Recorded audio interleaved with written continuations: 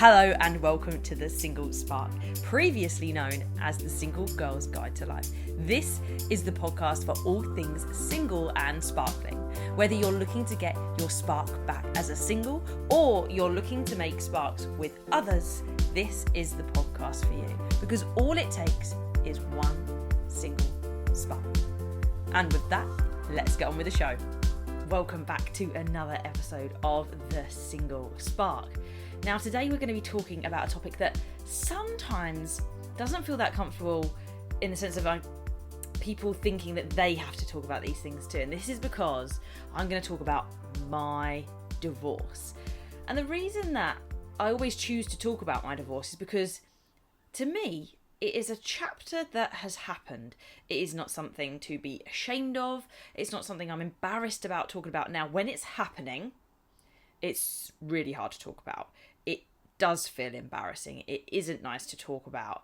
And I remember the time when it was over the holidays, this was all happening anyway. So I must have gone in to do some work, or I'd stayed late in one of the earlier months of September maybe, and I was working and packing up the office. I was probably staying later than I probably really should have, because I just wanted to keep my mind distracted sort of thing. Didn't want to go home, didn't want to have to deal with everything that I had to deal with in my home life at the time. But I remember heading to the car park, saying goodbye to one of my colleagues, and they made some reference to going back to Lakeside, which is where I lived with my ex. And I remember just bursting into tears, being like, I don't live there anymore. And that's the kind of situation where you don't want to be talking about it. I wouldn't expect anyone that's going through it to want to talk about it very much. And the problem is you have to eventually tell everybody, or most people that are significant to you, know enough about your life, such as to make reference to where you're going, who you're seeing, and they might even go, oh hey, what are you doing this weekend? And it hasn't got round to them, rightfully so, but you then have to be the person to tell them when you feel comfortable to, or when it comes up like that. And inevitably there were always times when it was going to happen like that, and maybe you'd be like, oh yeah, you can tell them because I'm done with telling everybody what happened, going through. You basically come up with this abridged version because you've gone into so much detail a number of times about what happened, what didn't happen, how you felt, what you're doing, how it's been, what the reality is. And then you just go through the bridge road, because by the time you've done it like 5, 6, 7, 8, 9, 10 times to different family members, different friendship groups, different friends within that group, you're done. And so you might think, Chantal, you do a podcast and you talk about your experiences all the time. I do, and I know I've told that story about bursting into tears before as well. Some of you are new. Some of you didn't remember it. I don't expect you to know everything in the ins and outs of my life to an exact thing. I don't remember half of mine.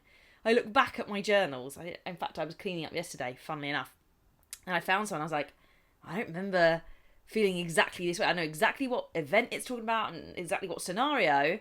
I don't remember feeling this way. I don't remember describing it in this way. If you ask me now, I would say, oh, it was fun, or I was anxious about that, or I was feeling stressed out, frustrated, or I was finding something difficult. But to have it written the exact way at that time, it is very interesting.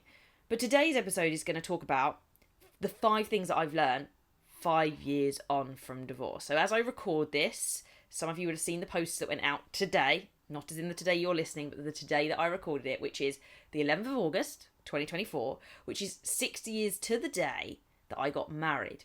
Stunning wedding as far as I'm concerned. It wasn't your traditional, it was very festival themed, very casual. We had a castle venue for the ceremony, and then we went over to a field in Danbury and put up TP tents and had a festival wedding. One of my best events ever organised, one of my most favourite days. But it all came to an end a year later. And it was around this time 5 years ago that there were lots of moving parts. There wasn't a kind of definitive date. It was very much over from my birthday, pretty much, the July, through to somewhere in August, but probably around this time 5 years ago, mid-August. So 5-6 weeks of significant turbulence, if you want to call it that. And I can't believe it's been that long. It's obviously been helped, if you want to say that in some way, by COVID, because that made time fly, even though it was going so slowly at the time, right? We were all waiting to see what happened. You were living day to day, because who knew what was coming the next day, what would be announced, what was going to be going on. at the same time, in hindsight, looking back at it, it kind of lends itself to this whole chunk of time that just has passed. And so, even though I'm surprised that it's 5 years, I'm going to share with you 5 of the lessons I've learned 5 years on from my divorce. Because I think it's going to be useful for you to know, especially if you're going through a breakup right now or have done recently, and you're just a year or so out and things are still a little bit tricky, or you're okay with some elements but not fully okay with others, and you're like, what is my life going to look like? I'm not saying your life's going to look just like mine, anything like mine, but it's nice for someone to talk about it exactly as it is, and how I look at my divorce now, which I've done some elements for a long time, but sitting down 5 years, it's really significant. So the first one, kind of along the lines of what I've already referenced there, is that my life has changed quicker than I ever imagined it would from that point. I can't believe that this time 5 years ago, I would have moved back into my mum's house, my house that my mum and stepdad lived in, the one that I moved in when I was 13 and left at uni and hadn't returned to. So I was 26 when I went back to that. So to doing that, to dealing with the mess of a divorce, of having to actually process through that, which for us took, because we didn't want to do a blaming scenario initially, just because we were like, we'll wait it out. But then at the same time, when you're dealing with COVID, like, I just want to get this over and done with. Because you have to wait 2 years, otherwise that's gone now. There is a no-fault divorce, which makes life so much easier. If only they brought it in like 2-3 years earlier and we could have done that way. It's fine. So that takes up time, even though we weren't together, even though everything was settled in the sense of we'd done finances, like the legality of dealing with the divorce still had to be sorted out in that time as well. To then being in this space now, which I have been in, I mean, I was viewing it, if it was 5 years ago we separated, it would have been 4 years ago that I was viewing it, which means that I've been in the house for 3.5 years now, which also is mad. So that, in that sense, has changed. What happened next? It must have been Cecil, the cyst, where I discovered I'd had this pain for a long time, had a cyst, 18 centimetres by 15 centimetres by 12 centimetres. I don't even want to know what that's comparable to in terms of footballs or rugby balls, or it's bigger than a tennis ball, can confirm that one. But had that, which then led on to discovering Business Live alongside, starting life coaching as a certification for myself.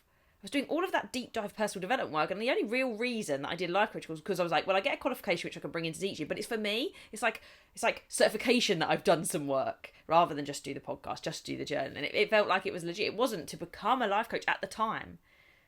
Whilst I'm sat here today, that still seems a bit weird, but it wasn't the intention. As a result of that and the time off from the cyst and looking at business, suddenly I was leaving my job.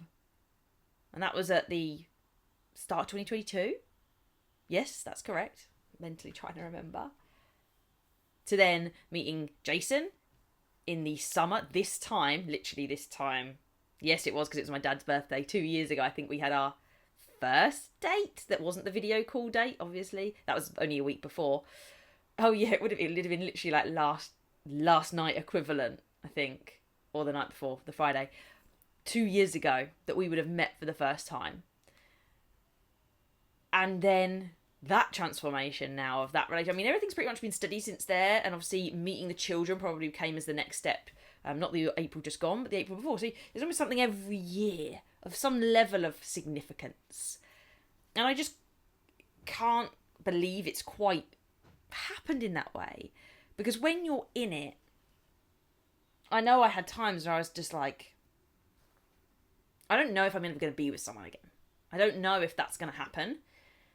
And I have to work out how I'm going to be and what I'm going to do and how I'm going to do this if that's not going to happen. Now, I have intentions that will happen, but I cannot guarantee I'm going to meet someone. Like, I don't know. And I'm not going to say yes to things that don't make me happy. I'm going to have to go through the difficulty of dating to find someone, and that is stressful enough as it is at the best of times. But it's okay. I'm going to roll with it. I'm going to do it. And I'm going to live my life as best I can, so that if I never meet someone, like, it'll be a bit of a disappointment, but I'll have known that I didn't stop myself from living a fantastic life, having a great time in the meantime. And I also did everything that I could reasonably, without compromising on a bunch of things, to get there.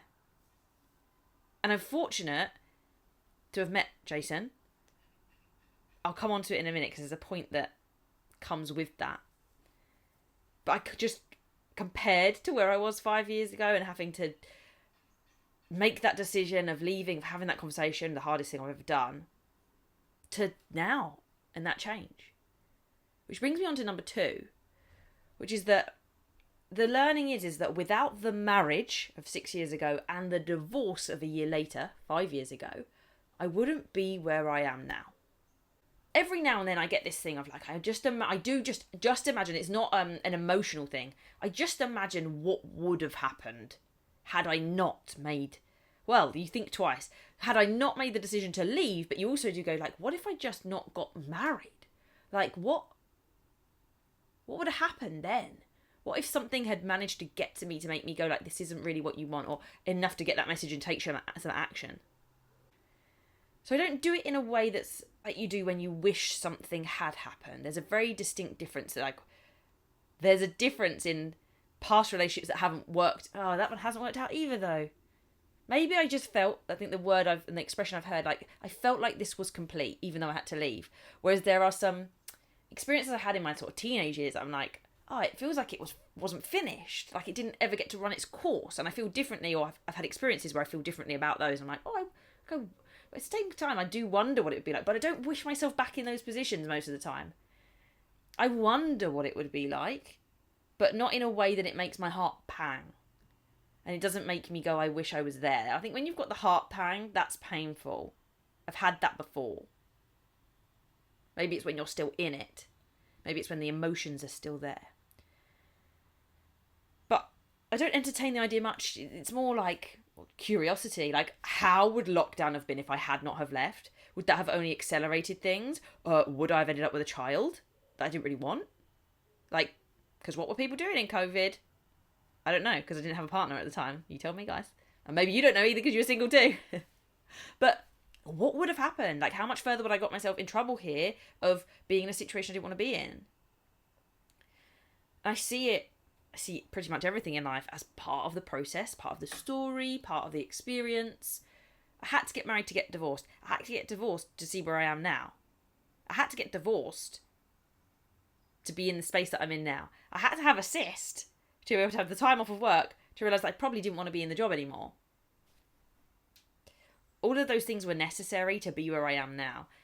And I don't, as hard as that experience was, like, okay, this is where you go. I wish I'd just never got married because it would have been easier, right? I wish there were other opportunities I could have used to have said, like, this is it, we're not doing this. We're not going to just push on with the marriage, and getting married, having the wedding. That's probably the only one that I stick by, that if I'd known earlier, it would have just been easier. Because it was bloody hard work. Do you know what I mean? It wasn't an easy thing to have those conversations, to deal with the emotions, to have all of that. I'd have just rather broken up like 2 years in. God knows what my life would have looked like. We were together 7 years. 2 years in, 21. So just as I was finishing uni. Oh my God, I don't even know what would have happened. I'd have lived at home really soon. Oh God. No, don't send me there. Maybe a little bit further in. But I needed to. I needed to be in all that to be where I am now. And it's not a privileged position to be in. It's part of the process. You won't feel it if you're still attached. You won't feel it if you're still in it. Which brings me on to point number 3. It is cliche. I couldn't avoid it. Like, it was the first thing that came to my mind. I was like, try not to say that one. I was like, no, it's true. And number 3 of the 5 things that I've learned 5 years after my divorce is that time is truly a healer. The more time that passes, the smaller the big red button gets. The analogy that I've heard is that there's a box with initially what is a massive red button in the middle, and no matter where you walk or however you're going to describe it, as a little tiny ping pong ball flinging around, it's always going to hit that red button. But over time, that red button gets smaller and smaller. So if you are walking around or a ping pong ball's whizzing around this box, it's going to travel past or over or on or touch the edge of that button less times. It's going to get you less often. And as that red button diminishes and keeps getting smaller and smaller, there's literally these really long paths of time where you're not triggering that button anymore. To the point that it is the day that I got married 6 years ago. And I think that's the only other thing that I see is when people that got married around the time that we got married, I'm like, oh, I would have been married for 6 years now.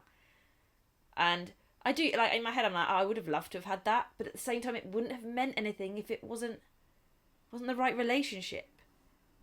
Still, like, to some degree, not attached to that outcome, but it's like, I want to be able to say that. Why do I want to be able to say that is what I need to explore.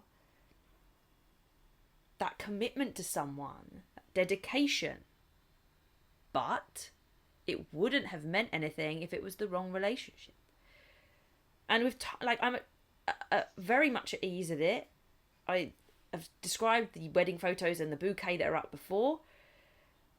Jason and I both have exes that are ex-husbands or ex-wives. We don't pretend like they don't exist. Obviously, much more prominent in Jason's life with children and them having 50-50 childcare. That's a very different story to mine, which is that for all intents and purposes, he almost doesn't exist. And it's not because I don't pretend he wasn't there, but you don't keep many pictures of people you don't see around your house anymore. And we don't talk. I have no idea where he is. I could guess, but I don't know that for sure. No idea. So it's very different in that regard. And it's further away. 5 years. That's a whole time at school if you don't do sixth form there. 11 to 16. That's your whole cohort of secondary school teenagers moved through. It's how much time we spend with a year 7 through to a year 11. That's it. And with each and every day, each and every week, each and every month, suddenly it becomes 5 years. Suddenly, just like that. 6 years since the marriage, 5 years since the separation. What?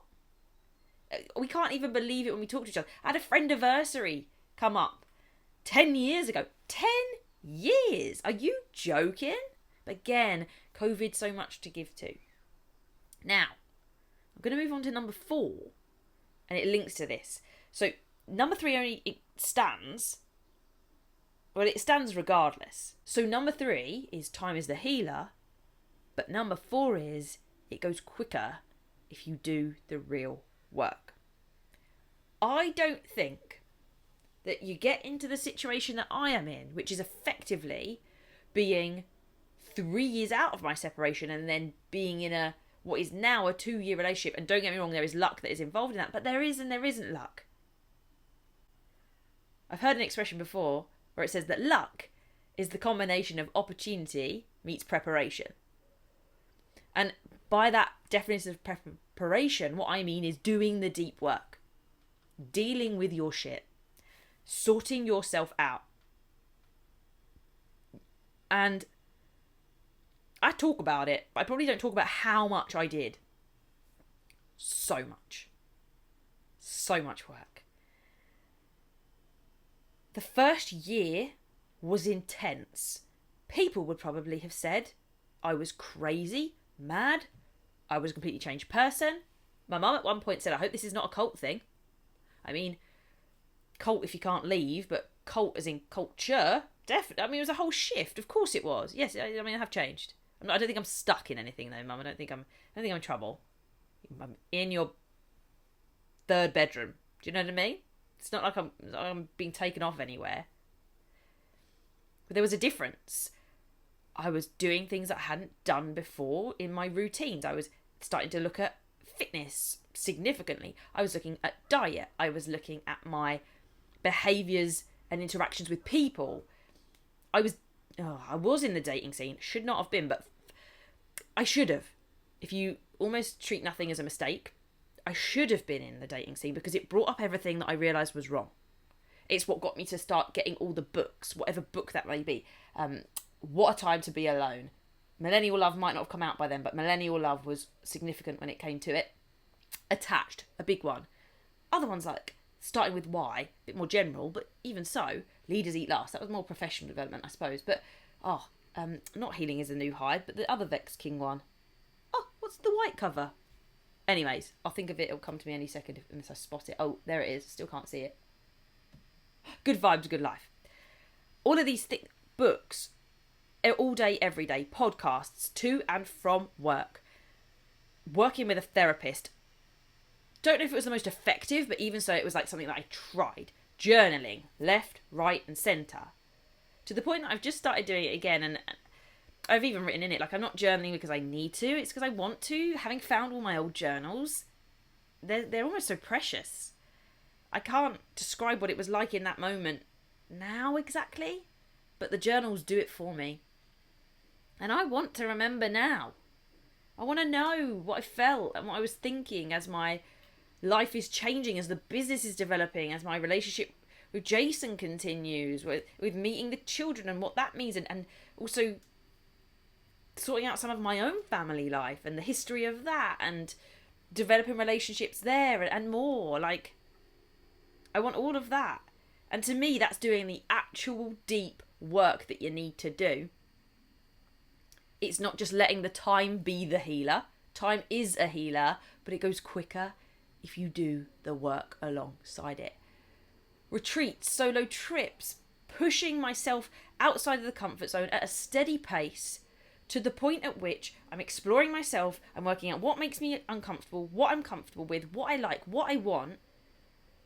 And then to some degree, it doesn't surprise me that I met someone, because I wasn't letting my mistakes cause issues in that cycle. I wasn't letting the repeating patterns continue. Okay, they did sometimes because I didn't fix it. I didn't have enough skill yet, hadn't worked on it yet, hadn't done enough of the exploration. Fine, of course. And actually it takes me back, because I was talking to someone about this recently, where at my university we did not do dissertations. Don't know if anyone else didn't do a dissertation, but we didn't do dissertations. And I always thought it was a bit of a cop-out. Almost felt like, oh, I've done a drama degree, theatre sound, and now we're not doing a dissertation. Oh, we're really like not really doing the full uni experience the way that everyone else is. I mean, we didn't even have halls and a campus or anything like that. It was, no, it doesn't count as campus. It was just a school, as it were. And I thought it was a terrible thing. But actually what we did was called personal evaluation files, PEFs. Everyone was writing them the last night before most of the time, but it was a reflective practice. We were to asked how we fulfilled some of the criteria of putting on a show, which included working together with other people. And our end of year or end of degree thing was to write a 5-year plan. And obviously that doesn't necessarily, you don't need to stick to your 5-year plan. It's the idea of setting plans for the future and trying to act in accordance with that. But this whole idea of reflecting was valuable to me when I then went into teaching, where I did school-centred teacher training. So I'm in a school the whole year learning. All you do is do a lesson, reflect, change what you do. Do a lesson, reflect, change what you do. Do a lesson, reflect, change what you do. Turns out that's what journaling really should be in its most effective form. How's my day gone? How did I perform well? How did I not perform well? How can I change that in the future? So is dating. And so it was a natural part of the process for me to do it with not effort, but I've been used to this iterative process of getting better, of doing one thing and improving the next time. And if it didn't work, it didn't work. And you know what? I'm doing it now. I've done it ever since I've done it with the podcast. I do it every time I've done it with business, and I'm still learning. I mean, that's the biggest learning curve ever. And it's not impossible to achieve, but the mountain keeps getting bigger. That's how I see it. And I was determined that anything that I would do was within my remit to be able to make happen when the opportunity presented itself. I had to be prepared for when the right person came along. Because Jason could have come along and I could have been all kinds of a mess. I wouldn't have had the boundaries that I needed to get through a situation where they were dealing with a divorce, and how I could or couldn't be involved in that. To what degree? How can I talk to you? How can I support you? How can I not be in the middle of this or like involved in it quite so much and have it affecting my life? I wouldn't have had the ability to talk about my attachment style, what I needed and communicated. The work had to be done. And I'm afraid to say that if you think that just time and more reps is going to make any difference, it's not.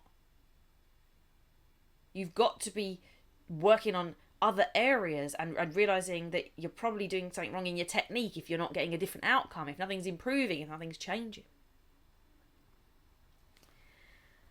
And then we have number 5, which I've yet to work out how best to summarize. But in some way, the way that my journey has been since the divorce, of moving through, of developing, I realise how much that I'm just in control of absolutely everything. And how, not that I think I push this to anyone else, but how responsible I am for my own outcomes in life. Just like you heard there with that little piece where I was going off. I had to be the one that was prepared. Yes, okay, fine, I've got to wait for someone suitable to come along. Cool. But when that person comes along, I'm not wasting the opportunity because I hadn't been ready yet. I needed to be in as best a position I could be, in the full circumstances of everything, to make the most of that opportunity. And there's another side to this as well, where I'm also, it's the reality, it's the ownership of, I'm responsible for how I experience the world, and that I don't rely on, maybe this is like a bonus 6th one, but it kind of rolls in, but no circumstance is what defines me. So I refused in that period between being divorced and being back in a relationship to let being single define me. And even being in a relationship, I don't let that define me either.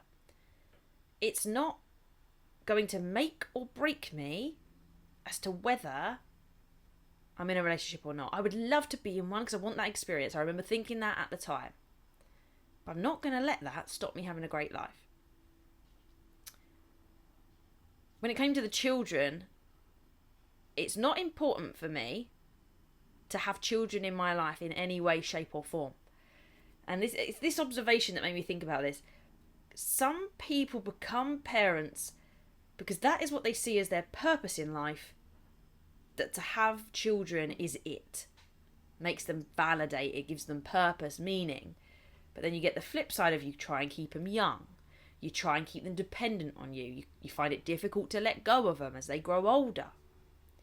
That's because that identity was built in to those children being children and you being their mum and being what they needed to survive. But once they get older and don't need you to survive per se, it puts your identity into question. And I've realised that in the 5 years that I've had, I don't rely on anything to give me that sense of identity.